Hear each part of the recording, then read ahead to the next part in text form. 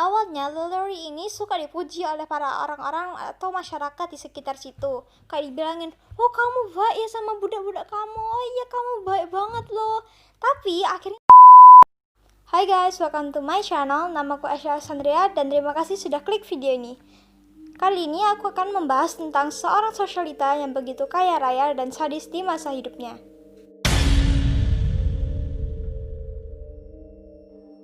Madame Lalaurie adalah seorang sosialita yang berasal dari New Orleans.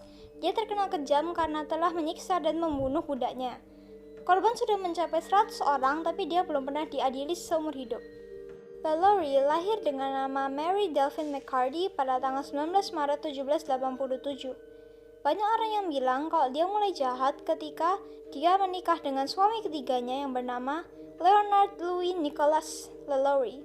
Jadi ketika itu, pada tahun 1831, dia membeli sebuah rumah dengan 3 lantai di 1140 Royal Street di French Quarter, New Orleans. Ini untuk pengetahuan kalian ya, wanita yang kaya pada zaman itu pasti memiliki banyak sekali budak. Awalnya, Lalaurie ini suka dipuji oleh para orang-orang atau masyarakat di sekitar situ. Kayak dibilangin, oh kamu baik ya sama budak-budak kamu, oh iya kamu baik banget loh. Tapi akhirnya muncul sebuah desas-desus atau gosip nih yang mengatakan kalau itu cuma pencitraan doang. Jadi kayak tetangga-tetangga ngerumpi gitu loh. Nah beneran kan guys apa yang dikatakan oleh gosip itu? Jadi pada suatu hari, rumah Madame Lalaurie pun terjadi sebuah kebakaran yang hebat.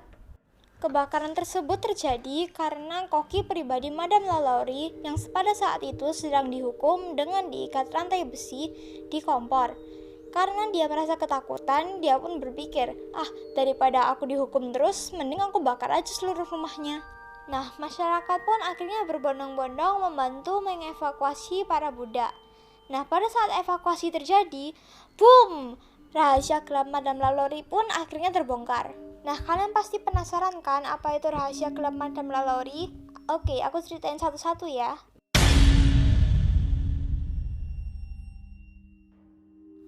Yang pertama, diketemukan seorang wanita dengan kotoran binatang yang dijahit pada bibirnya. Rasanya gimana itu? Yang kedua, dari evakuasi ini diketemukan juga kalau budak-budak di sini sering mengalami penyiksaan fisik, sehingga tulang-tulang mereka sering patah dan anehnya bisa kembali sendiri utuh tanpa bantuan para dokter. Yang ketiga, diketemukan 2 wanita yang masih hidup. Yang satu sudah tidak memiliki tangan dan kaki, sementara yang satunya lagi, tulangnya sudah terpelintir dan patah karena dipaksa masuk ke dalam kandang anjing. Kasian gak sih? Coba deh bayangin kayak manusia dipaksa masuk ke kandang anjing gitu. Yang keempat, diketemukan seorang wanita dengan kaki yang patah dan juga tidak tahu diapakan kaki tersebut sehingga itu membuat dia terlihat seperti seekor kepiting. Juga ditemukan sebuah eksperimen dengan seorang korban yang tangannya diamputasi dan kulitnya dikupas dalam bentuk melingkar sehingga ia terlihat seperti manusia ulat. Jijik gak sih? Yang keenam, selain itu banyak juga tengkorak manusia yang ditemukan memiliki lubang di belakangnya seperti habis dilubangi dengan bor. Ada pula yang masih hidup namun memiliki lubang di belakangnya sehingga lubang tersebut dipenuhi dengan belatung. Nah, selain kekejaman di atas, diketemukan juga bahwa budak-budak itu pernah dipukul, dicambuk, dan disiksa, kemudian langsung dimasukkan ke dalam loteng, dan tidak pernah dijenguk. Bayangkan ya gimana perasaan budak-budak itu. Bahkan yang sudah meninggal pun ditinggal tergantung begitu saja di loteng, dan organ-organ tubuh mereka tidak utuh dan berceceran. Oh my gosh. Perlakuan brutal ini bahkan membuat salah satu budaknya yang berumur 12 tahun memilih untuk jatuh di atap daripada menerima penyiksaan. Selain itu, diketemukan banyak alat penyiksaan seperti belenggu berbagai ukuran dan bentuk, dan juga kerah besi yang memiliki paku di dalamnya yang mengarah ke dalam. Paku tersebut akan secara otomatis menancap kepada leher orang yang mengenakan kerah tersebut jika orang tersebut menarik nafas. Gara-gara penemuan ini, suami Lalaurie sempat dimintai keterangan oleh hakim tentang barang-barang berbahaya. Namun dia bukannya mengaku melainkan membela istrinya. Meski telah melakukan penyiksaan yang brutal kepada para budaknya, Madame Lalaurie ini lebih memilih untuk kabur daripada diadili atas kekejamannya. Nah, sekarang banyak orang yang percaya kalau LaLaurie ini sebelum pindah ke Paris, dia tinggal terlebih dahulu di Alabama. Tapi hingga kini belum ada yang pernah tahu bagaimana dia menghabiskan sisa hidupnya sampai dia meninggal.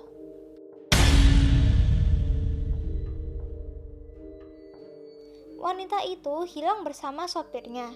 Hingga pada tahun 1930-an, diketemukan sebuah tembaga yang sudah usang dan retak di sebuah pemakaman bernama Saint Louis, New Orleans, dengan nama LaLaurie Mary Delphine McCarty tercantum di situ. Rumah Madame LaLaurie ini masih berdiri kokoh di New Orleans, USA, dan belum pernah ada satu orang pun yang betah tinggal di situ. Kira-kira kenapa ya? Padahal rumah ini sudah berdiri sejak 200 tahun yang lalu dan sudah bolak-balik direnovasi. Hingga hari ini, banyak yang mengaku bahwa mereka pernah mendengar teriakan, melihat bayangan mondar-mandir di balkon, dan juga ada yang mendengar bisikan yang membuat bulu kuduk berdiri. Lantas, berapa harga rumah tersebut sehingga ia dapat menjadi salah satu rumah hantu termahal di dunia? Rumah megah tersebut memiliki 6 kamar dan 7 kamar mandi. Pada tahun 2007, seorang aktor bernama Nicolas Cage membeli rumah tersebut. Namun 2 tahun kemudian dia menjual rumah tersebut seharga 31,5 miliar. Kata Cage, rumah itu memang menyeramkan dan berhantu, tetapi dia tidak takut karena dia menyukai misteri. Pada tahun 2009, rumah ini dijual kembali dengan harga 47,9 M. Namun agak susah sih untuk mencari pembelinya karena mengingat ada banyak sekali kisah misterius dari rumah tersebut. Nah, bagaimana dengan kalian? Apakah kalian tertarik untuk tinggal di rumah ini? Jawab di kolom komentar ya. Oke teman-teman, sampai situ aja cerita aku. Jangan lupa untuk klik tombol subscribe dan nyalakan lonceng notifikasinya agar kalian tahu video terbaruku. Sampai sini aja ya. Bye!